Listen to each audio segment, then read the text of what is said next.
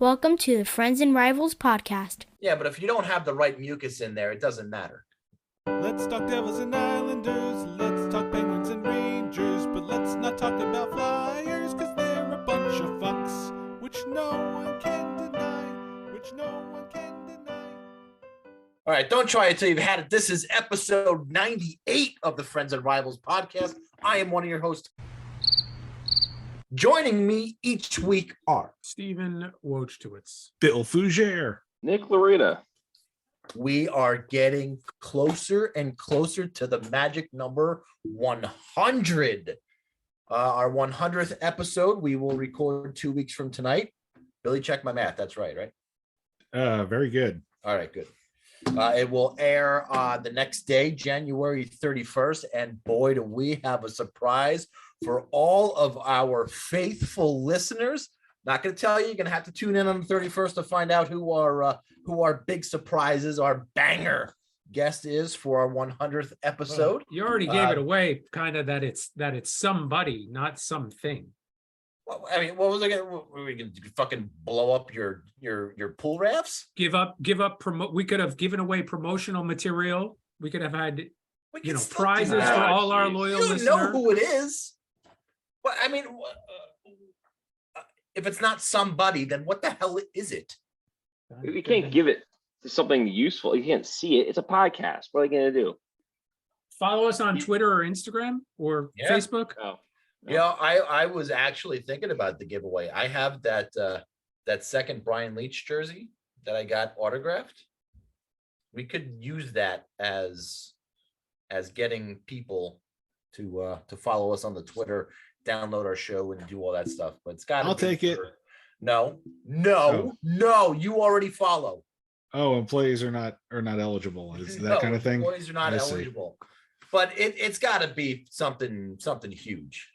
Like our 100th episode would have been good. Would have been. Maybe we'll save it for two. Save it for 200. Wait, we're gonna 200. Wow. Yeah. Please no. You have lofty goals, my friend. Lofty ones. All right, we're gonna start off this week since Nick jumped in last week, so eager to talk about it. Let's do some Friends and Rivals a Cup. Nick, where do we stand? All right. Thanks. I got on time this time. I'm very happy with that. Still on top. 49 points. No way. First place. Steve, 378, solidly in second place. Bill, 369 points. 69. 69. There you go, Bill. Tom coming in last in 362. This is, if I wasn't going to be in first place, this is exactly the way I want to see the standing. Why? Because you're in last. Oh, that's fine. Listen, you were in last, 2 weeks ago by a large margin. So this thing is not going to be over until it's But over. if the season ended today. Right. But if the season ended, I got still got 5 or 6 games in hand on Steve? It's not too bad. Let's see. Are we keeping you up? 311 to 304. Yeah. So you got Steve's got 7 games on you. So you have 7 in hand. So you got the time to catch up to Steve. Oh, I guess he's got. All right, I got 7 games in hand. 7 games in hand. You got 7. And yeah, so Steve's got the surging Winnipeg Jets, Kyle Connor, Tom's favorite player, overrated player in hockey. Dallas Stars also. Tampa Bay Lightning, all 3 of those teams in the top 10 right now in scoring and points in the NHL.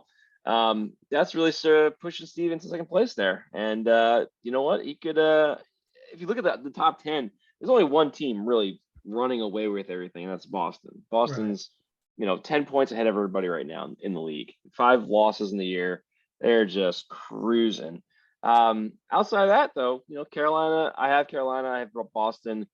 Tom's got the Devils, 61 points in third place. And then from there, it's from fourth all the way down to 11th place. It's 59 points to 55 points. So you got pretty much a glut of the top teams in the league. And right now, myself, Steve, and Bill have all those teams. Tom has only this third place team, the Jersey Devils, right now in the entire top 13 teams. After that, it's or 12 teams, and then after that it's the Calgary Flames and Edmonton, where Tom, or sorry, look at that right, Washington Capitals and Calgary Flames, where Tom owns them. Listen. So, I'm typically when I play golf, I'm typically a back nine guy. Played really well in the back nine. So now we're getting into the second half of the season. Listen, Colorado hasn't peaked yet. Washington is coming on. Pittsburgh, watch out for monster second half comeback from. Oh Pittsburgh. yeah, I'm holding my breath for that. What's really sinking Tom right now is the Colorado Avalanche. His first overall pick are 100%. 18th in the league with 47 points. So, I mean, if any team could shoot back up, you'd figure that'd be the team that Tom would have to rely on. After that, he's, it's not really too good. I guess the Calgary Flames are really the 8th spot for you, and the Ottawa's was 9th, your 8th and 9th picks. So those are really your next 2 picks in the draft. And Ottawa's, obviously, owned by Bill. I'm sorry, I mixed that up. I forgot you guys traded the 2 of them. Right. That's right. So yeah, that trade turned out for Tom to be a bit different, right? That's the Penguins you got there. Yeah. Right. So Yep. a couple spots up. But those are the teams you need to kind of elevate their game. They haven't really yet. So it's kind of rough. Otherwise, like I said, myself and Steve and Bill are kind of rounding out the top teams in the league right now. Me being buoyed by the Bruins, Hurricanes, Leafs, and the Golden Knights, and the Kraken. The Kraken are back in the top 10 in the league. So I mean, hey, it's unbelievable, man. Lucky drafting. So that's the story. Well, this is a nice little segue into a little segment called Contenders or Pretenders. All right, so I'm going to give you the team in the East. You tell me if they are a contender or a pretender. All right. Yeah. We'll start off with the New York Islanders. We're going to start off in the East. We'll start off with the New York Islanders. Contenders or pretenders? This is tough, man. This is like the toughest one of our teams, I think. I don't even know where they put it, because they are so up and down. Even right now in this game, they're 3-0 against Washington. Looks like they're going to cruise, and then immediately 2 goals right back. And it's like, all right, are we going to win this game and lose this game? Every freaking game is the same. I honestly right now I'm leaning towards pretenders. I think they can turn the corner, but it's just like they got to do it this month. They have this huge home streak of games they have in. We talked about this last week. It's a home stand, not a home streak. It's a home stand. Home stretch, home streak. You get the picture. You get what I'm saying. But anyway, it's just they haven't capitalized on this opportunity, and they're not a better team on the road. So I don't know, man. This is they gotta find ways to score goals and not just have these big letdowns. So right now, in my eyes, they're a pretender, and I don't see them make the playoffs if they continue this route. They have to make some changes to get themselves elevated to even making the playoffs. Like right now, they're right there. I can't see them as a contender right now.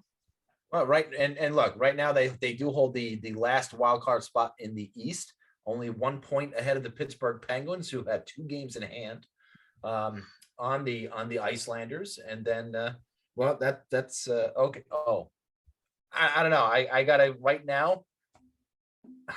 I didn't pick them in the preseason to make the playoffs, so I'm gonna say that they are a pretender.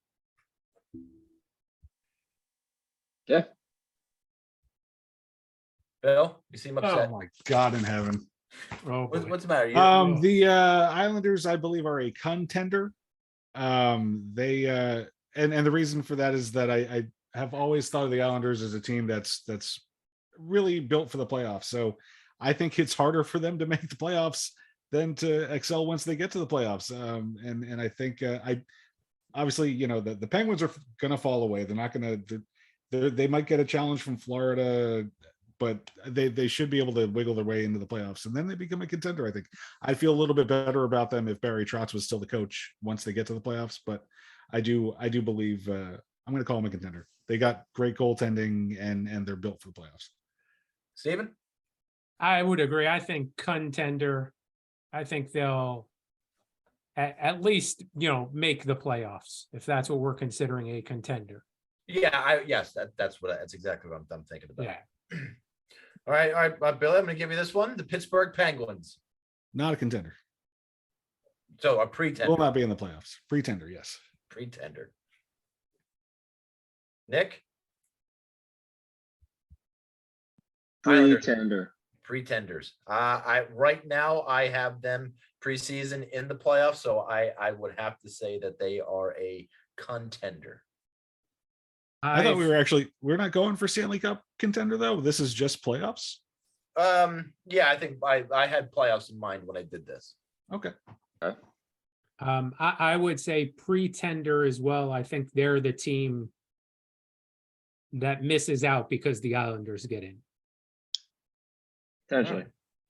You know, Steve sent that text last week or this past weekend about, you know, the East kind of being wide open. And I looked at the standings at the time. I didn't see it. And you know, looking at the standings now with especially with the teams with the games in hand, which is kind of where this segment came from. I see it a little bit more wide open. So as much as I disagreed with him at the time, I certainly see where he was going, which brings us to our next team, the Buffalo Sabres. Now, in my opinion right now, and I said a couple weeks ago that for me, always looking at the standings plus or minus differential, your goal differential really kind of tells a deeper story about how your team is playing. Right now, the Buffalo Sabres have a plus 14 goal differential, and they're what 3 spots out of the wild card, but they also have like 4 to 5, 3, 2 to 3 games in hand. 2 to 3 games in hand. 2 to 3 yeah. games in hand on the Islanders and the Capitals. I don't know. Right now, I would have to say they're in the talk. They're a contender right now. I would kind of agree. I like Buffalo. I think the younger team, they can really they can make a push. They got the guys. I think, you know, defensively they got some pretty good studs. I think they can, and then like I said, the goal differential is kind of a strange stat. I don't know if I really trust it very much, but when you look at a team like Buffalo, is it more of a fact that they've had more blowout wins and then tight losses, and that really is just kind of, you know, keeping them where they are, or is it just like, you know, they've just somehow managed to get that differential through earlier in the season? It's kind of slowed that come down. There's like, you got to look at, I think, more than just that, because sometimes it can be misleading. But I in this case, I do like Buffalo. I think they're, every time I've seen them play the Isles, like I think they're a solid team. If they can get their shit together enough to get you know, into the mix, because they're, like you said, they're 2 games out right now, the Isles, but they're also 5 points back. So they're right there if they can get a couple wins, and then we'll see. They're going to be a team where between now and the trade deadline, that's going to define their fate. Are they going to make a push, or are they going to sit back and just say, you know what, it's not our year this year. We're still developing, keep our assets, and wait to develop, you know, fully. They're a really talented group, but I just don't think they're there yet. I'm going to call them a pretender. And yeah, that goal differential, they got hot earlier this season and had some massive blowout wins. They had a week where I think they outscored everybody they played by like 20 goals. So yeah, I think they're short a little bit defensively. I've said a few times, they remind me of like New Jersey, like last year, you know, like just, you could tell something's cooking there, but I don't think it's ready. The last one in the East, because I don't think Florida, Detroit, and Philly even are going to crack anybody's contender list. But one team that may is the Florida Panthers. Fuck the Flyers.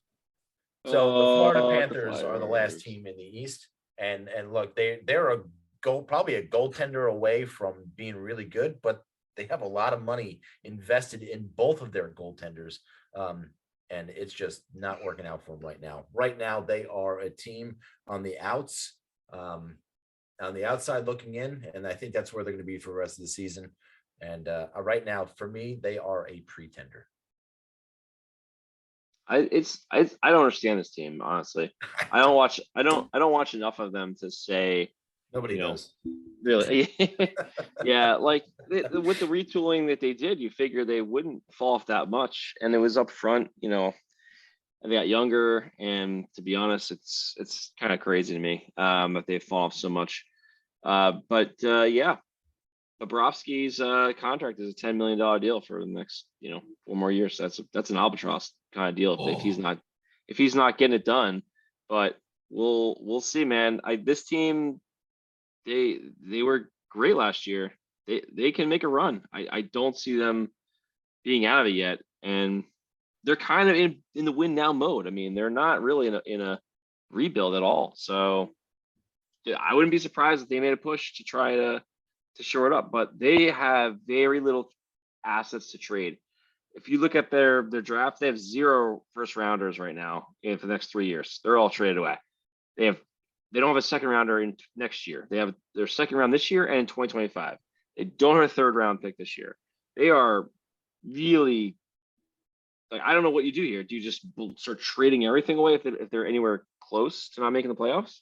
Because I mean, it's a not a good situation, and they're in like right now from a young perspective, draft prospects here. So they're gonna be interesting.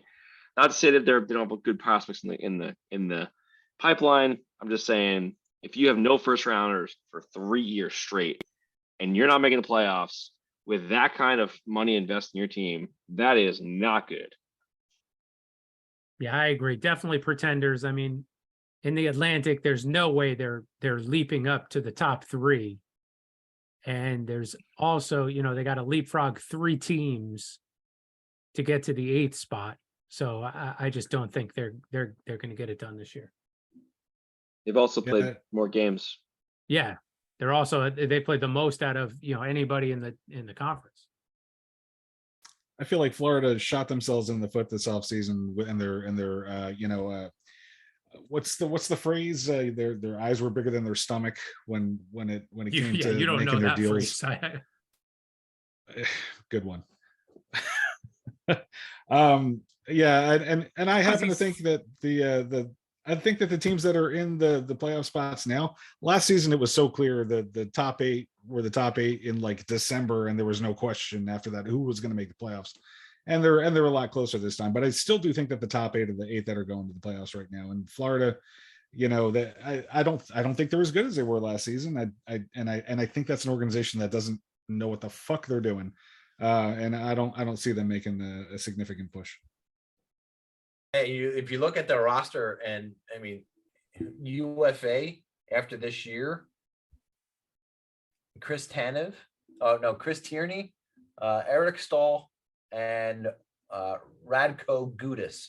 Those are the 3 guys that are UFA after this season. None of them are getting you a first round pick.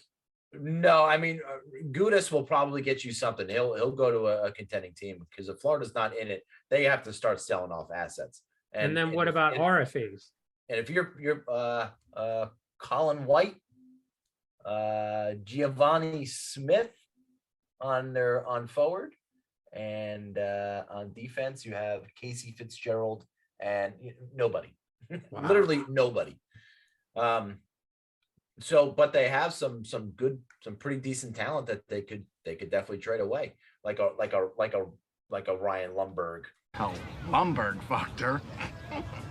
Or maybe a Sam Bennett or a Carter Verhaeghe.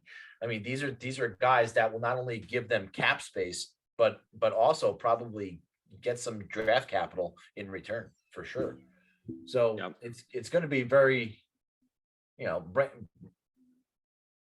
Montator.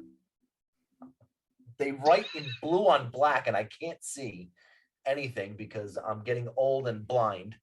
And Gustav Forsling. I mean, these guys will probably these guys are tradable assets at this year's deadline that can certainly get them some draft capital, if not just to clear space for next year. I mean, the guys you mentioned, Reinhardt and Bennett, are probably the only 2 guys that I think would be movable in that kind of scenario to get, because they're not making. I mean, Reinhardt's making 6.5 for 1 more year, UFA next year. Definitely movable contract, but it's a big hit for that first year. Bennett's making 4.4 for 2 more years, and that's not bad. And those are both good players, right? You can make something happen out of those guys. For Hagee, you can make, he's a similar type of deal to Bennett, but you got good guys. I mean, they have $10 million for 3 more years with Grabowski. They got obviously Kachuk and Barkov like signed long term, but those are the core pieces. So you guys start figuring out how you're going to make this team better without first round picks. So it may not be first round picks they trade those guys for. Maybe it's more younger guys that are less proven. They can get some better usage out of, but they don't have a lot of cap room right now to make that work. Yeah, I think we were all saying the offseason that when they made that big trade, did Florida get better? And it's they're proving that they did not get better. So let's go out west. The Colorado Avalanche, number one on the list. They have to be contenders, right? They have to be defending Stanley Cup champions, right? They had injury trouble in the beginning of the season. They're starting to get those pieces back now. They're looking to that second half to make a big push. Colorado's got to be a contender at this point, right? I would definitely agree. Agree. Yeah. I don't think it's 4 points question. out. 4 points out of the playoffs right now. 3 games in hand on Edmonton. 2 games in hand on Calgary. They could leapfrog up pretty easy. Yeah, it's hard to see them not making the playoffs, even with all of the struggles they've had. That team was so good last year. They didn't change that much. Realistically, Well, the goaltending did. Kadri, goaltender, those 2 pieces, the big changes. But realistically, they were fine without Kadri for the cup piece, the games, and goalie obviously is a goalie. It can be a big deal, but that was a question mark going into the playoffs, and it turned out fine for them. So if they can turn it around, just get some momentum, they'll be fine. And again, that team is uber talented. If they can just get the ball rolling, then they should not have a problem making the playoffs.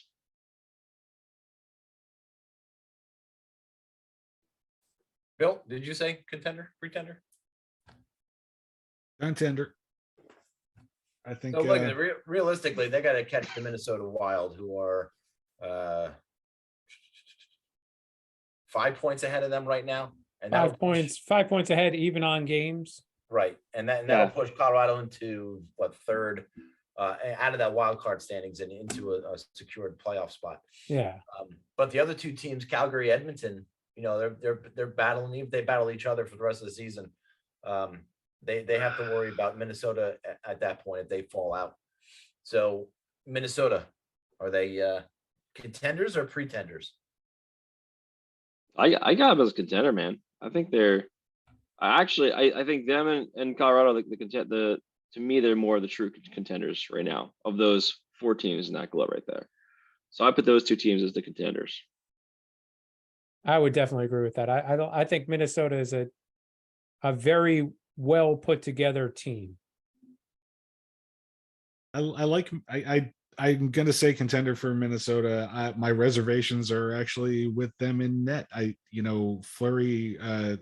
I love the guy, but as he is getting quite old in NHL years, he's not so consistent. I think he's gonna have to really be locked in. And I think he can be, but I'm gonna say Minnesota's a contender. I think they're gonna knock Calgary to the side. Ooh, jumping ahead. Calgary is my next team. So you're Billy saying, and I'm saying pretender. I'm saying Calgary. Pretender. I have to agree with you too, because I think Edmonton is more the contender if you're talking about those 2 teams, and it looks like we're kind of all in agreement that that Calgary and Edmonton are the 2 teams that are going to kind of vie for that last wild card spot. I think Edmonton, there's just too much offense there, and I don't think Calgary has the goaltending this year to sustain what they're doing, unless something happens at the trade deadline.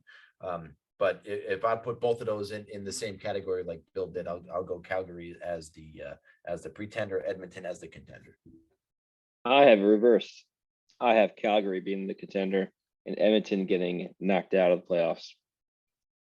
I think that the Edmonton Oilers are going to miss the playoffs. I think they just don't look like a complete team, and I just don't know how that's going to go on forever with those with Draisaitl and McDavid. I think they rely on those 2 too much, and they should not be where they are. You got a guy that's almost 2 points per game, right? Is he at 2 points per game? average, whatever it is, it's got to be right there. And they're barely making the playoffs right now. That team is not a good team. My mind wants to side with Tom. My heart wants to side with Nick.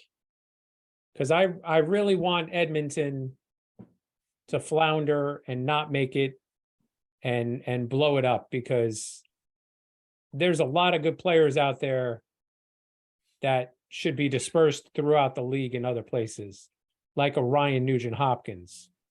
Do you want him on the Devils? Is that what you're saying? I would That's what take he's him. saying. I would absolutely take him. I just think that at some point they've got to realize that everything up front and nothing on the back end is not the way to do it. It's not for the playoffs, man. You can't. So win we there. send them. We'll send them a Severson, and we'll send them a Holtz, and they Well, could that'll send do it. us. And they McDavid. could send us Obviously. Nugent Hopkins. Right, McDavid, obviously. No, All right, no. so that brings it up an interesting question. If the Edmonton Oilers do not make the playoffs, Connor McDavid goes on to score 50 and 160 points on the season. Does he still win the Hart? Can you win the Hart and not make the playoffs? Maybe he doesn't win the Hart, but he wins the NHLPA MVP trophy, whatever that's called. I'll give it to him. He's the best player in the league. That only matters. Listen, it's not debatable Oh God. that he's the best player in the league, Nick. Just when was the last time an MVP came from a team that didn't make the playoffs? It was Jean-Sebastian Giguère of the Anaheim Ducks. No, that was MVP Different. for a team that did not win the cup, and that was the Different Conn Smythe. Robbery. No, you got to get to the playoffs to be the I MVP. agree. I agree, 100%, right? Yeah. But McDavid, 50 goals, 160 points. You're not going to give him the fucking MVP? That's correct. Is he the No. best player in the league? Yes, but that is clearly not what the MVP is given for. Or else, Crosby and Ovechkin would have 5 each. Would they? Sure. Yes.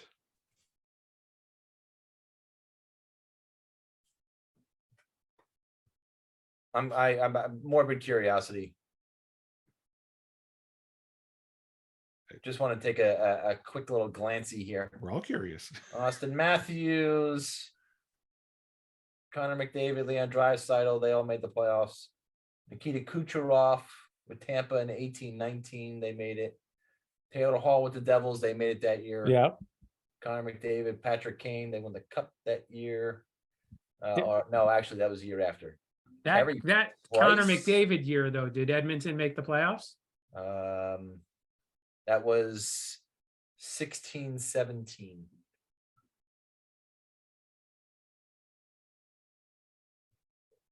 So interestingly, if you look at it from when Crosby and Ovechkin came in, Thornton 05-06 was the No. points Oh, leader. yeah, they did. Yes, they did.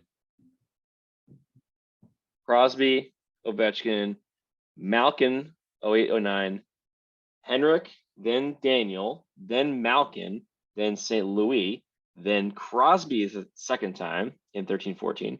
Jimmy Benn, Patrick Kane, McDavid, Kucherov, Draisaitl, McDavid, and this year's McDavid again. So not the guy. Those guys are not always this. Only once Ovechkin, only twice Crosby leading league in points. I did not believe that. I can't believe that's the case.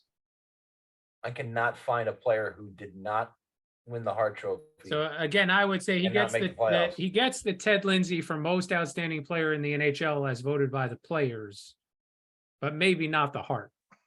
Wow. And he could blame it on his teammates not having enough heart. I was gonna say, where's that going? Ugh. Oh, why did Nick giggle at that? Ugh. I giggle a lot of things. Sorry, guys. Yeah, that's great. All right, good. Encouraging him. That leaves the door open for Adam Fox to win the Hart Trophy this year. I love it. All right, great. I love it. Sure is. What the fuck are you laughing at? Nothing. It's a very legitimate That's a very legitimate candidate. It's more legitimate than Steve wanted to trade Damon Severson for fucking Connor McDavid. All right. You're absolutely right. It's not as asinine. All right. I love it that he's not here to defend himself. All right, let's take a ride on the Metro. Sponsored by Rich, Creamy, Wholesome, Nestle Quick. Real men drink pink.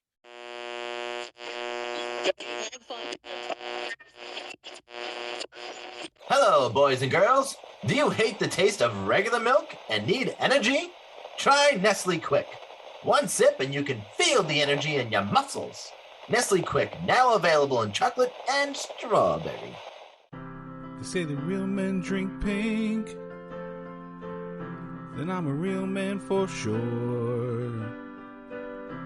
But if you like the brown, I still love you for who you are. Because it's time for acceptance of everyone, all preference. We're all quick on the inside anyway. Nestle Quick, it does the trick.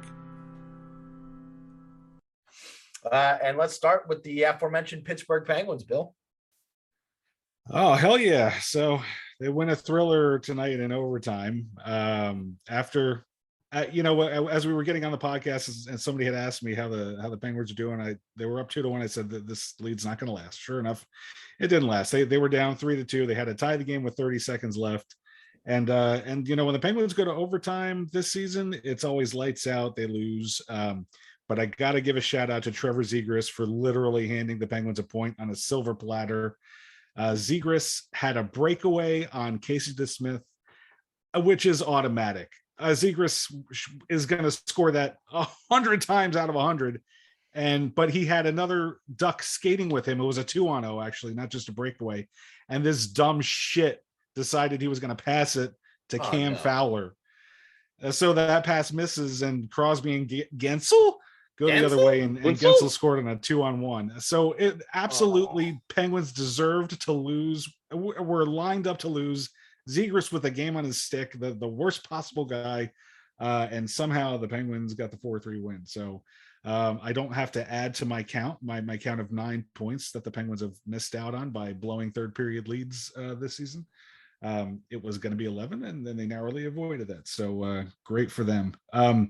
Over the last week, Casey DeSmith was terrible, filling in for the injured Tristan Jarry.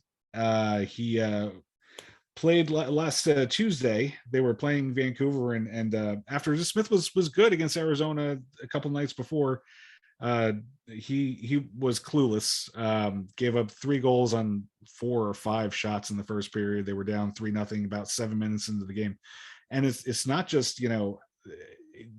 he just, like, the first goal went in, he didn't even react to it. It was just behind him, and he never flinched, and there was no screen, there was no nothing. And he's been awful with controlling rebounds. He's just giving up fat rebounds in front. He's too much of a panic scrambler, and it's just night and day with when he's in the net as opposed to Jarry. So they actually went to what was his name? Shoot. Dustin Tokarski. Dustin Tokarski took over for the game against Vancouver, and played reasonably well, and the Penguins came back and won that one. And then when they had to play Winnipeg later in the week, they put Tokarski back in again, and they got creamed by the Jets. And then they lost again to Carolina. Only 2-1 to Carolina, but not really time for moral victories. There's points in the standings to be had, and they're obviously a bubble team trying to chase a playoff spot. So at least they're done with Carolina. That was their 4th loss to Carolina. They don't have to play Carolina again. Yay. And this week, they're hoping to get some points. They had Anaheim tonight, obviously not a very good team there. And they have home and home with Ottawa this week. So they got to get some points before going into Jersey this weekend, because they're not competing with upper echelon teams right now, with all the guys they have out. Still missing Petrie, still missing Letang. Pedersen came back tonight, which is good. Jari's been skating, so we might see him by the end of the week. But they're down too many guys and struggling right now. Although they managed to get their 2 points tonight, and again, thank you to Trevor Zegras for that. So that's what's going on in the Pens neck of the woods. And Nick, the Icelanders are back from their road trip. Yeah. They I think they forgot that they got home because they've been playing kind of like they play on the road. Spotty. So I kind of alluded to this in my contenders piece. The basically Isles are have been squandering some of this this home stretch we got going on here. Homestand for all you Stevens in the crowd. But it's just shit gets at me. So anyway, Isles they're 1-1-1 this past week. Dallas at home, shootout loss. They should have won this game. They were playing better than Dallas in the game and just could not close it out. I believe that's also the same night that the Penguins, Rangers, and Devils all won. And Tom was texting me to say, "Hey, Isles gonna complete all 4 of our teams win the same night." No, That was Bill. That No. wasn't me. That was Bill. Oh, it was Bill. My bad. Blame Bill, not me. Well, Isles were going to overtime and got dominated in overtime, only to lose in the shootout. I think they had like a shot on net in the overtime. I don't know. It was not. They didn't have barely the puck. They looked not very good in OT on a 3-on-3 against a much better team and a much more skilled team, I should say. We then had a loss against Minnesota again at home, 3-1 loss. But really, it was a 1-0 shutout for 50 minutes of that game, and the goal to tie the game was a actual save by Ilya Sorokin. It would have been a save of the year candidate had his glove not gone back into the net as he made the save. He just kind of ran out of real estate in his glove as the puck went in. A 2-on-1 just racing across the other side of the net, gets the save, top shelf, and just peeks into the net as he pulls it back out. And that was called the goal. Another goal happens 2 minutes later. It goes 2-1, and on a 2-on breakdown, 2-on-1, one-timer, Sorokin couldn't make that kind of save again, and they ended up losing 3-1 after an empty netter. But to be honest, it was really deflating. It was a game they couldn't get shots on net. They just couldn't get much. I think they had 20 shots in the whole game, and again, they just inconsistent with their game. And it just came back to haunt them. They couldn't rely on Sorokin the whole entire game to throw a shutout when they play like shit. Throughout different sections of the game. And then finally, to end the week, they were able to finally beat a team in Montreal. Not as good as the other 2 teams they played, obviously. But Montreal 2-1 win. They had a 2-goal lead early on and we were able to sit on it. And Sorokin, again, their game this week was very good. Obviously let a goal in late in the game. Kind of like a weird breakdown play where Nick Suzuki was able to just kind of like sneak past guys where they just didn't get their sticks in front of them, and he got a shot off on Sorokin up close. But that was it with those 3 games. And again, very wildly inconsistent. The team just has to go 1-1-1 in 3 games at home. That's really a great example of it, honestly, how they've been. Pelech, Palmieri, both skating in practice, not yet ready to go. Hopefully soon. Wahlstrom's still not yet back. I didn't see anything about him skating yet. Wahlstrom and Pelech both had head injuries. Palmieri just kind of sucks. So they just don't play him. So, that kind of thing. Just kidding. He's fine. He was injured. I know Steve's like, what? What? Just kidding. Palmieri's he's coming back. He'll be better. He'll be ready soon. In this game we're playing right now, I'm watching Washington and Isles, and this is like everything I've been saying. Isles up 3-0 early, dominated the game. Now it's 3-3 in the third. Just let them back in. Pajot gets knocked out of the game, but again, apparently came back. he got nailed by Ovechkin, was woozy, and he came off the ice, and he clearly needed help getting back to his feet. Like, he was definitely woozy, but he came back onto the ice. He's playing right now. I don't understand how it happens. I thought these guys would get, like, taken off completely whenever that happens, like, for the game. Yeah, they usually have to go back to a dark room and then get checked out, and then they can get Well, back. as long as he but as off. long as he's past that, he can go back and play, I guess, right? But Did the apparently- Islanders yeah. hire the coach from the Dolphins already? I know, right? Like, I was shocked he was back, because, like, I thought for sure they'd be like, precautionary, you're done for the night. But apparently he passed their test, and he was like, I'm going back in. Send me back in, coach. So I don't know. We'll see. This game's probably gonna end up in a fucking misery for me. So I got there 7 minutes left. We'll see how it goes. And look, you got no easy task this entire week upcoming with Boston, Buffalo, Carolina, and Toronto. And it's I'm do a number on Boston on Wednesday. So when we play them on Thursday, it wouldn't be so bad. My prediction is they beat the shit out of Boston, look great, and then just look like shit the rest of the week. That's my prediction. Prediction, pain. That's my Rocky 3 reference. That was Mr. T. Did you get it? All right. So for the Rangers, 2-1 this week.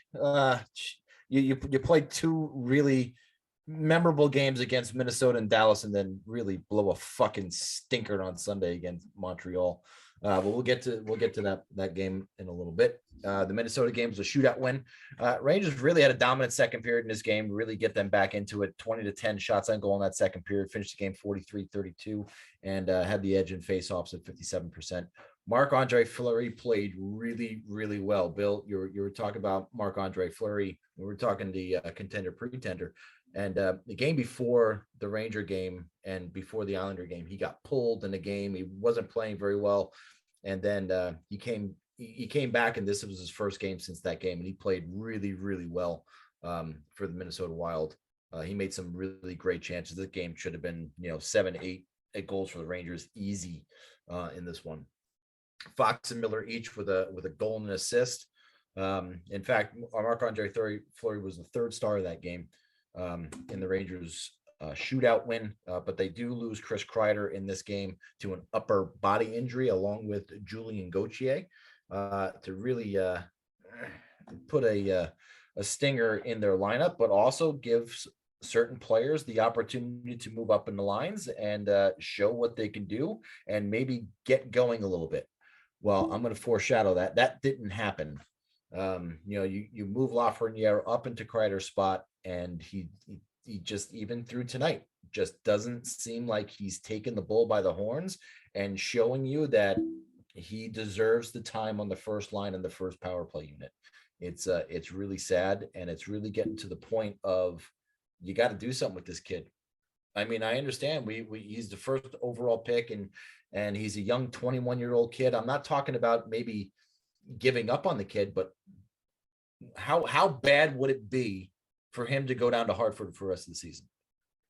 Oh, I think they absolutely should have done that a while ago. He needs to be able to be put on a team where he's, given that role where he's the guy, and see if he can evolve there and gain some confidence doing that. And because it's not happening on the Rangers at the NHL level.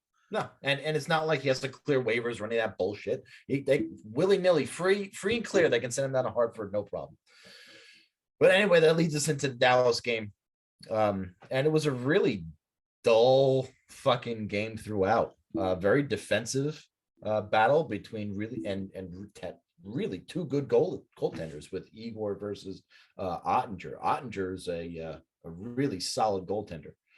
Dallas gets a power play goal by Tyler Seguin late in the second period, and you're like, man, can the Rangers score on Ottinger? That's how well he was playing. And then in the third period, late in the third period, this happens. Really? Come on, play. Miller with it. Really? Gotta watch this. And we gotta watch all 30 fucking seconds. You can't. They score in the last second of the game. You couldn't spoiler alert, Steve. Back pass to Miller. 16, 15, 14, 13, 12, 11, 10, 9. Let me guess, it goes in. Looking for it. Miller shoots. It's blocked. Miller again. Oh, nope. Oh! The Rangers tie it. With under a second to go, it was a 9/10 of a second left to go on the clock. Miller puts it in and ties the game at 1 to send Madison Square Garden into a fucking frenzy. It was amazing. Bill, I couldn't help but think about the game that we went to all the way back in 1998, Rangers Panthers, when Leach scored with under a second to go and Graves won in overtime. I got that same kind of that. I remember the train ride home and how giddy and happy and excited you were when you were a Ranger fan. Yeah, but, and it catapulted them into oh shit, they missed the playoffs. Yeah, it was really bad things, but it doesn't matter. That game really put me on a high for a while, and this one too. They end up winning in overtime. Fox gets the winning goal in overtime, and it was just a really thrilling game. Fox a goal and an assist, Miller another goal. Those two guys on the back end. Keandre Miller is going to make a lot of money this offseason. He had a really slow start to the season, and then really in the second half of the season, he's really starting to pick it up and pick up the offensive game too, and even in the defensive game. So it's going to be very, very interesting to see how much money Miller gets this offseason being a restricted free agent. I'm sure they're going to buy a couple of years into his free agency. And then yesterday, you lay Sunday, you lay a stinker to Montreal at home. Look, the flu bug's been going around the Rangers, not making excuses for them. This is a Montreal team that you should fucking destroy, and you didn't, and you didn't show up for the game. And you got, I don't want to say you got blown out, but you lost to a Montreal team that you should have beaten, and you left 2 points on the table. And we talked earlier on in the season, the Rangers losing them to Columbus, they lost to Chicago, they lost to these teams that they need to beat. And we always say that good teams beat those bad teams. They get their points. And the Rangers have had a tough time when they're playing these bottom feeding teams this season, that they're not earning their points where they need to earn them. And this is why they may not get a home ice advantage in the first, second, and even third round of the playoffs. And they're going to look back and say, okay, this is the reason why, because we didn't beat these teams. Then tonight you go in and you beat a Columbus team who is, believe it or not, worse than Montreal. And Halak comes in and plays another good game. Starting to turn the corner on Halak and see that he is a serviceable backup goaltender. It only took more than half of the fucking season for us to get to this point. But Halak is certainly doing his job now.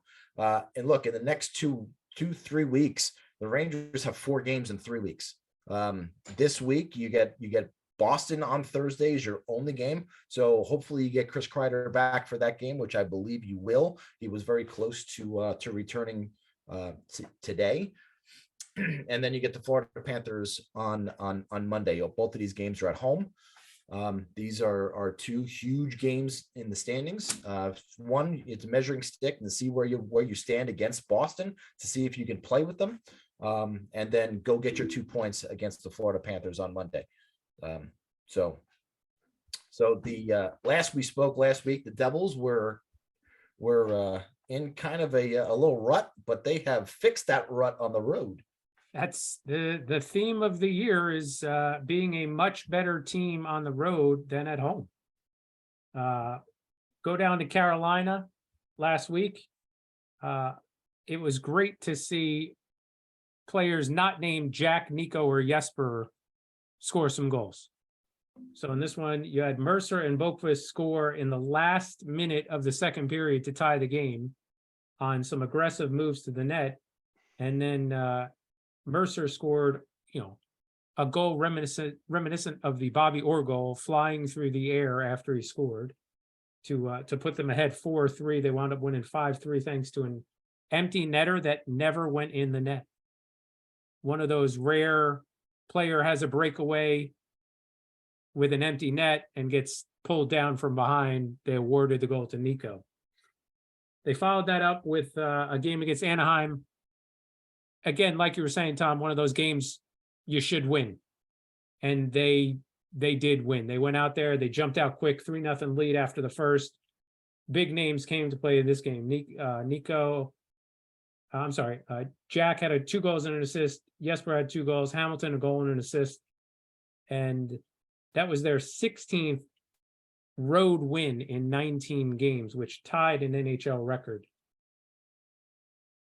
Followed that up the next night in LA, where they had a very balanced attack. They were kind of aided with an off night from Jonathan Quick because he was not at his best by far. And they won without playing their A game. I mean, they dominated them 6-2, and they didn't play their A game by far. That helped them set the record of 17-2-1, most wins through 20 games in NHL history. And then today, a weird 1:00 Monday afternoon local time game, 4:00 here against San Jose. They scored in the first minute, and it looked like it was going to be the same kind of game as that they played against Anaheim, where they just jumped out to a quick lead and dominated. But things started to change about halfway through the first period, and San Jose took advantage of a sleepwalking team to take the lead. There was a weird occurrence in this game with about 4 minutes left in the first, or 5 minutes left in the first. The door to the Zamboni, the kickboard broke. So they had to kind of send the teams back to the locker room while they fixed it. And then when they came out, they had to play the 5 minutes of the first period and then start the second period and then play the 20 minutes of the second period. They wound up giving up 2 goals in those first 5 minutes, the final 5 minutes of the first period. So they were down 2-1. They came back and tied it. They went down 3-2. They tied it on a last-minute goal by Jack Hughes. So this is another game where they scored in the first minute. 8 seconds left? Yeah, they scored in the first minute of the game. They scored in the last minute of the game. Very exciting overtime period, even though nobody scored. Tomas Tatar scored in the shootout, and Vanacek saved both of his opportunities, so that they wound up winning that. 18-2-1 so far on the road. In comparison, at home, they're 11-10-2. So if they could just play better at home, they would, where would they be if they were just playing better at home? Good thing you got. They're third in the league as it is. Where would they be? Bastian should be back very soon. He might even play Thursday against the Kraken. Marino should also be back soon. Here's another weird stat. 13 games in January. 3 of them start at 7:00 local time. Well, 7:00 Eastern time. Every other game is either like a weekend game on early start, or out west, they're playing at 10:00, or like today, a 4:00 Eastern time. Halfway through the season, which was before the Carolina game, they were 1 win away from tying last season's record and 8 points away from tying their point total of last season. So they're a very exciting team to watch this year. This is what we wanted. We wanted competitive games. We wanted them to be in it, as the season started to wind down. Like I mentioned, Kraken on Thursday, Penguins on Sunday at 2:00. Here's something you're going to like. 20 of the last 38 games for the Devils on the road. Perfect. So look out, Boston. Here we come. And now it's time for Trivia with Bill. Yeah. Now this is the wrong Bill. Gotta pick up the book because I threw it when the Penguins blew their lead before. Oh, don't blame the book, man. Which team won the Stanley Cup the most times between 2010 and 2015? The Seattle Kraken. They were not This is really a question in the league. Colorado Rockies. Not in the league. Not a real team at that time. Nick, you're way too far back. It's the California Golden Seals. They were not around from 2010 to 2015 either.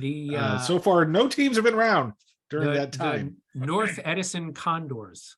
Ooh.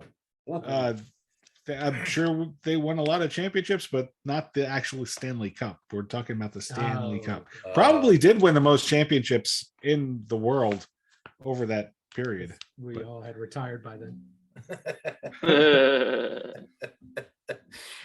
I'm going to say the Las Vegas Golden Knights.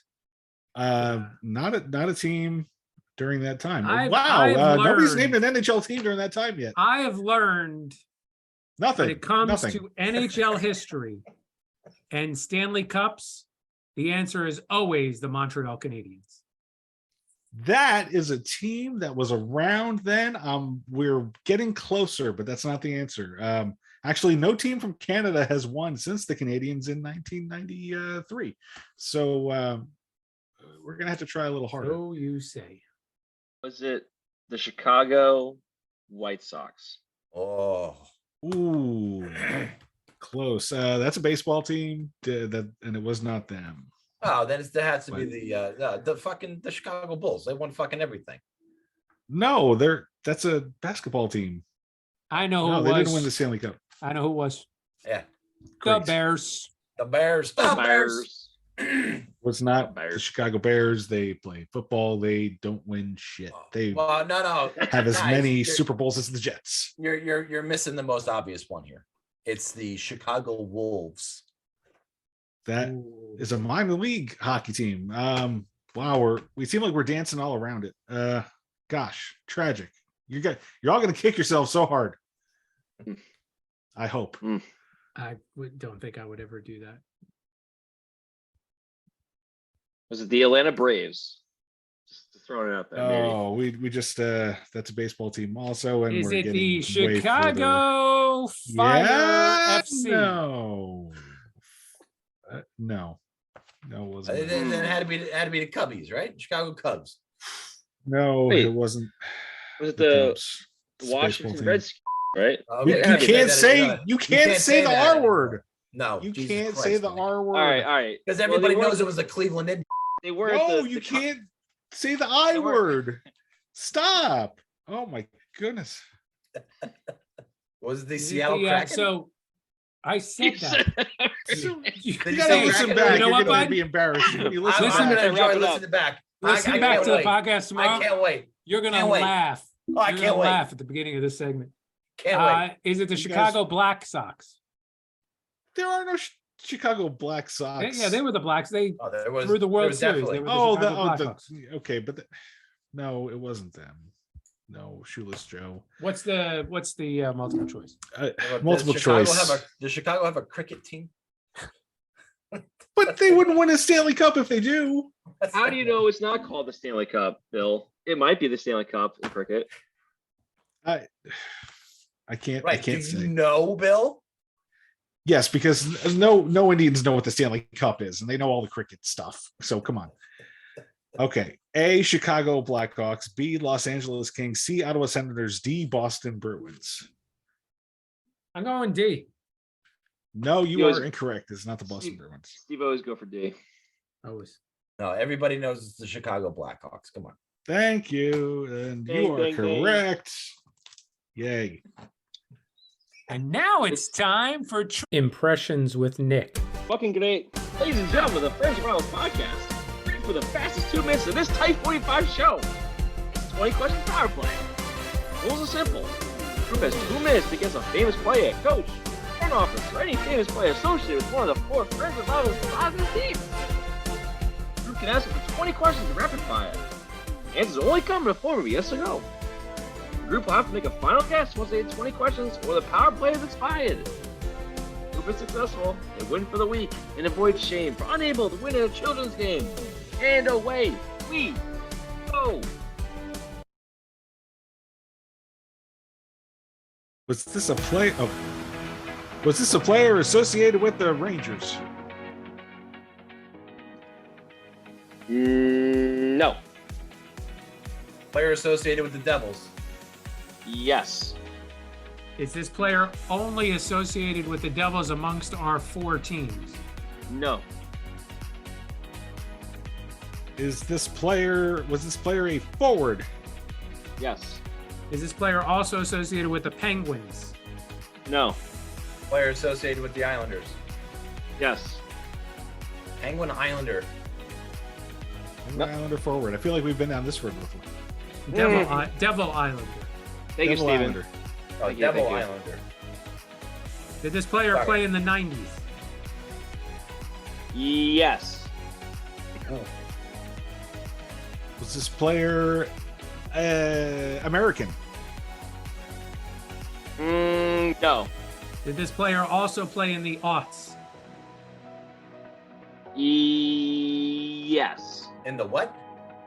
Is it The Zeros, Tom. Brian Giunta? No. Was this player Canadian? Yes. Canadian Devil Islander. Was this player an All-Star? Yeah. Yes. Yes.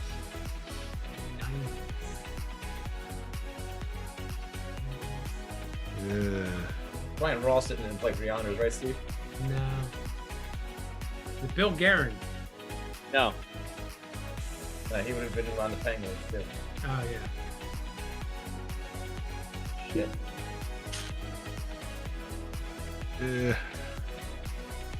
It's winding down. All right. Last shot. It may Steve. not- He may not have been an all-star. I might be wrong on that, but it was really close if he wasn't. So a forward. Might have got some power play time, let's assume. Devil Islander. Is it Steve Thomas? Is that your final answer? Ooh, that could be it. Holy shit. Let's go with that. Do it. That is our final answer. Incorrect. Ah!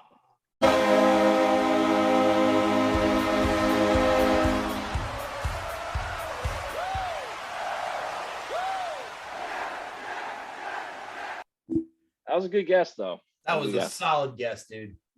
Yeah. It would have been the player drafted second overall by the New Jersey Devils in 1984, Mr. Kirk Muller, who also played for the Islanders in a very contentious, very short period of time with the Isles, where he basically won himself off the asked to be traded, did not play very hard for the team, and he's a giant FU to the whole team, the organization, and he hate fuck. And every Islander fan hates Kirk Muller, so he can go fuck himself.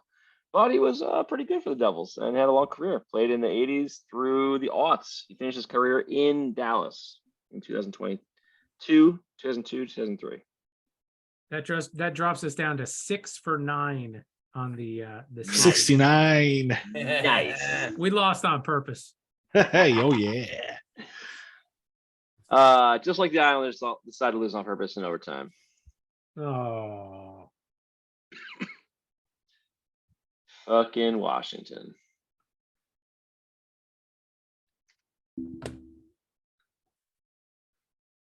All right, that's going to bring us to this date in Steve's stomach, brought Oh, that feels better. to you by Coca-Cola Zero Sugar. Right here, we're saving calories. Round here, we all look so lean. Round here, we enjoy Coke Zero, but sacrifice flavor, no. Round here, Coke Zero's the way to go.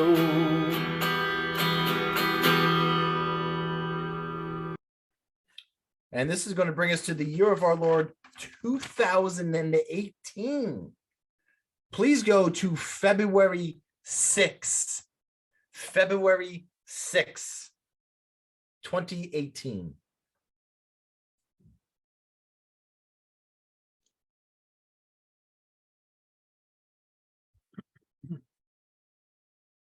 February 6th, 2018 was a Tuesday. Ooh. I had a Coca-Cola Zero Sugar 20 ounce With? Raisinets. Oh, of course, breakfast of champions. Yes, Coca-Cola Zero Sugar 20 ounce with a slice of white pizza and a slice of sausage pizza for lunch. And dinner was a Coca-Cola Zero can with tacos because it was Tuesday, Taco Tuesday. Taco Tuesday. Taco Tuesday. Why is did that you grubby? pick Tuesday, February 6th, 2018? Okay. This has nothing to do with anybody from Ohio. Boo. I know, I'm upset too. However, I thought it was important that we know that this was the day a record was set. The record for it was two records. It was Two records. distance and speed. Ooh. Okay. So according to Masters and Johnson, the record is 8 feet That's disgusting. for ejaculate That's to disgusting. be spewed. Just the fact that you said And- Masters and Johnson, I knew where it was going. And a speed of 27 miles per hour. And 27 miles per hour and 8 feet is the record. You guys think you got it? You could was break it Michael. Was it Michael Johnson? No, I don't know who it was. They don't Track- give the name of Was the it track person. superstar Usain Bolt? No, but this is fucking impressive if you ask me. Must have been Jack Nobody Hofferman. was. No, nobody was asking you. Everybody was. If we had tons of Twitter posts on this, Who everybody did was. you think it asking was, for this. Nick? Jack Hofferman from Canton, Ohio. Yes. So So he would have popped his pool float if that was the case. Tom's a creep. Tom is a weirdo. Where does he come up with this shit? It's so disgusting. So your homework for this week. I want speed gun and I want distance. Get the tape measures out, and I want to know how far you did. Do they shoot? Can you shoot negative? What No. that means we'll just go 48 back years old. inside. Does that mean it comes out of your butt? I've Is had it come out of my butt. Never mind. Is there anything else you want to know about semen? Because I have it in the article. So 1 teaspoon of semen no. is I'm 5 good. calories. I'm good. Letting you know that. Okay. Thank you. A lot of the fluid is fructose, apparently. Ooh, sweet. How's it going? Is it true that it is good for your skin? No one has done controlled trials where they've got no, they haven't. Why are we? So they can't tell you if it is or it isn't. What What about the fade out to taste? the credits on? What about the taste? Can we control that? Fruits and vegetables do have an effect the way it tastes. It's kind of like when you eat asparagus and peas and your pee smells bad. Pete, Absolutely. I just want to say we're all very sorry that you have to sit here and listen to this. Oh, well, here's important information. If No, you it's shoot it not. in your eye or someone else's eye, can you get an STD? Oh, my friends and rivals.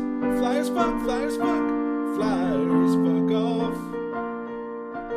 Flyers fuck, flyers fuck, flyers fuck off. So 8 feet, but 8 feet. How is that judged? Like 8 feet, like horizontally? Like, I mean, was there an arc? Were they measuring like the arc and the total Talking, distance? or- How do you out of the measure a tip to long where jump? it lands on the floor, Bill? They have to get like the poor guy from the Guinness World Records book. He's got his suit and tie, his little notepad. Look, He's got to stand there watching this guy, give himself a hand job to shoot as far as he can. I mean, Yeah, And you do- I would think not I like the way he does that, by the way. not as the arc distance. It's from where his Unless feet you tape are out. to where it landed. No, from the So tip. then there's a drop too. That's what I mean. Like, Doesn't- is it dick level that they're measuring like shot dick level and went 8 feet dick level, or like? Oh, Do you think they man. set up a table? Because if I they came had- off the they top had of the to. Empire State Building, that thing could travel for miles. You know. All right, well, slow down, Miles. Maybe if there was a shit. breeze. Listen, Maybe at if there 20 was wind, yes. At But then it would be 27 miles wind an hour? aided and it wouldn't go in the Guinness book. At 27 miles an hour? I don't know. Off the Empire State Building? Where's Mythbusters? We need them to debunk this. That would be wonderful. The distance question is interesting. Like, again, you're right. I would have just guessed on the floor, some seedy bathroom tile, and he had to measure. And that from would where give his an feet advantage were. to somebody who is tall. True, but you're always going to want to arc it, right? I think you get the best distance if you arc it, for sure. Right. Yeah. Because then the gravity just takes over and I think when you measure how far can somebody spit, you measure where it lands. Right, and someone's always when you're Right. sitting up. But again, the tall person would have the advantage in that contest as well, True. if you're measuring where it lands. Yeah, but if you don't have the right mucus in there, it doesn't matter. Wait, in the comp? What? No, I was talking when you spit. Wait. Are we still talking about the same thing? I'm getting all confused. All right. Go Giants. Beat the Eagles. Whatever. I don't really think that's going to happen. By the Neither way, do I. I'm pulling for them. I want them to fucking do it because I hate Philly so fucking much. Tom, Yeah. Fuck the Flyers. Oh, fuck the Flyers. I And am putting money on the Eagles for you Oh, I don't know what that means. because my jinx. It doesn't work when they're not your teams. I'm trying to tell you that your jinx does not work unless you have a rooting interest in that team. We're gonna find out on Sunday. Well, who'd you bet on this past Course. weekend? I bet on the Giants, Well, then there you go. but I Why really would thought, you- why but I would you really bet on the thought they Eagles? were gonna win. Why would you bet on the Eagles now? But I really thought the Giants were gonna win. I did too. I had a strong possibility that they were going to win. I don't have that same feeling against the Eagles. I'm scared of this Well, game. I don't know. And I was Eagles, hoping that maybe fucking Tampa could do anything against the Cowboys, but they suck. they're terrible. That team is. Todd Oh, Bowles, God baby. in heaven. Todd Bowles. I've been telling you Come guys on, all man. year. I mean, Todd Bowles can undo Tom Brady. He's the only guy. Did that organization just completely forget what he did in New York? I mean, Yeah. regardless of roster. It's you saying Todd Bowles is the anti-Brady? Oh, Todd Bowles could single-handedly make people forget that Tom Brady that they ever called him the GOAT. If he keeps playing for Todd Bowles. Well, Like Tom Brady, he was a bum. All right. Well, that's going to do it for us. Everybody root for the Giants this weekend. Don't forget to follow us on the Twitter at @friends_rivals. Leave us a review on Apple Podcasts. We will read them on the air if you want them to. While you're there, before you do that, go on to Facebook and YouTube, click follow and share on there. Turn on notifications for our podcast so you never miss an episode of the Friends and Rivals podcast. Billy, missed you last week. Say something witty. You can say two things if you want. Oh, well, I got to go jerk off because I got to practice for next week for getting my numbers. So Yeah, but the more you don't do that, the more of a buildup you'll have, and the faster and further it'll come out, right? well, maybe I'll jerk off and then stop just short and just keep working that way and then get back to it tomorrow and then see if I get more distance out of it. Wait, you can do that? I don't have the willpower to do that. Holy shit. I mean, God bless. God bless. You're a rookie. off the rails completely, boys. Good job. Good job. It's Tom's fault. It was off the rails at 9:15. What are you talking about?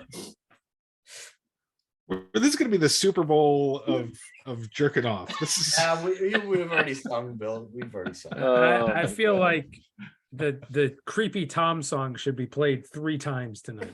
Yeah. Well, listen, I want to give you the opportunity to play that and not have an episode of Steve's Stomach that's not worthy of that song. Pal, you gave us the reason to play. You pulled it tonight, off. for sure. You pulled it Oh, off, man. so to speak. Oh, I was talking to Lauren before we did the whole segment, and she's like, 27 miles an hour? Like, could you imagine that on the back of your? It would blow out your asshole. Back into the left. Back into the left. Right. Very just- Line somebody. Well, you can get an STD, so be careful. Oh God, I hope Witchcross didn't listen to this episode as a. We gotta get Let me next listen to episode. the last two. Let me just see episodes, what this is all these about. guys are Just like. let me get a feel. He's for not it. listening that. Listen, he's not listening this much. There's nobody. Fucking Nobody yeah. listens. This Nobody. There's Yeah, one nobody person does. that listens No. this much. much.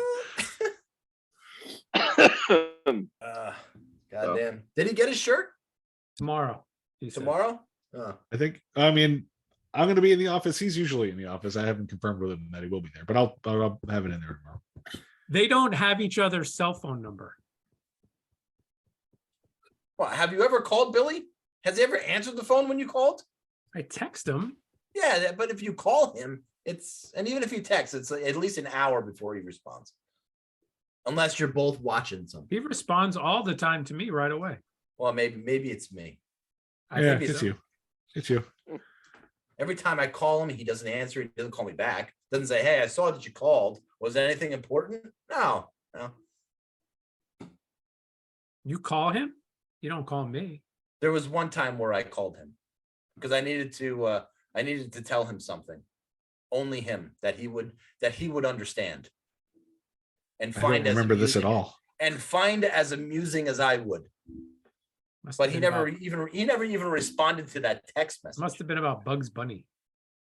It wasn't Bugs Bunny. What was It was it? something much more. When was it? What was it? I don't remember this. Tell us. Fucking tell you, Bill. Tell us all. No, I can't. Why? So it was Because it was about Jan- you, Steve. It was Tuesday, January 3rd at 10:15 p.m. Bill. Bill. At 10:15 What p.m. was it? Let me see. Oh, but when he texts me Gladiator, which was hilarious, I respond right away. But what was it? Oh, Oh, Okay. What did you have to tell him? oh, and you tried to call me about that? yeah, I called you right before I texted this to you. Must have been asleep. What was it? By the No, way, we really can't talk about it. I finished I finished Letterkenny, and the whole fucking photography episode was fucking hilarious. All I thought about was Steve. Give him $50 just to go in and fucking seeing old rusty tools and freaking cobwebs in the corner. It was fucking hilarious. That was Have good. you seen it, Steve? Not yet. I'm on like I'm So, getting up to episode you're on season 3. I'm getting up to episode 3. Oh, of the new season? Yeah. All right. Oh, I would have watched episode 3 today, but the game was on, so I had to watch that. understood. But what did you Yeah. have to tell Bill? So listen, you guys have a great week. What did Text you me your numbers. tell Bill? I'm very curious. But how are you going to measure speed? I don't have any. I don't have a. No, well, radar gun they for this. probably like Mythbuster style. They probably had the fucking slow-mo camera with that fucking. I have to take a pattern picture on of the this? wall. Huh? I have to take a picture. I have to No, put this on it's not camera. a picture. It's a slow motion video camera. So they show it shooting out of the. I want to see that slow motion shooting out of the fucking head. I and don't know just- why. For some reason, I'm imagining that old slow motion video of the guy getting hit in the stomach by the cannonball. Same thing. Like that's the kind of camera. Sub cannonball, insert ejaculate, and there you go. Okay, I'm leaving now because you won't tell me. All right, listen. The text message was